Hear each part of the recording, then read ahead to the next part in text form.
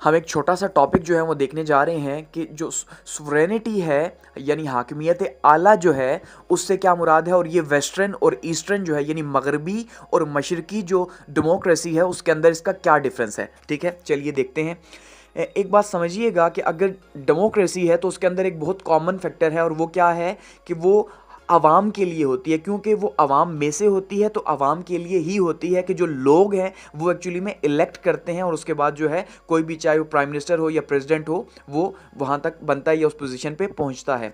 तो अब अगर वेस्टर्न टाइप ऑफ डेमोक्रेसी की हम बात करें तो उसमें क्या खूबी है या उसकी क्या जो है ना सुवरेनिटी है, तो उसमें जो सुवरेनिटी है यानी हाकमियत आला जो है वो वेस्टर्न टाइप ऑफ डेमोक्रेसी के अंदर वो क्या है, वो पीपल है यानी अवाम है।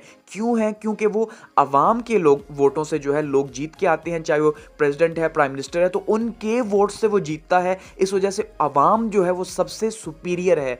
तो सुवरेनिटी जो है वो बिलोंग्स टू पीपल है वेस्ट के अंदर। ठीक है, चाहे वो अमेरिका है, यूरोप है या कोई भी यूरोपियन कंट्री हो गया।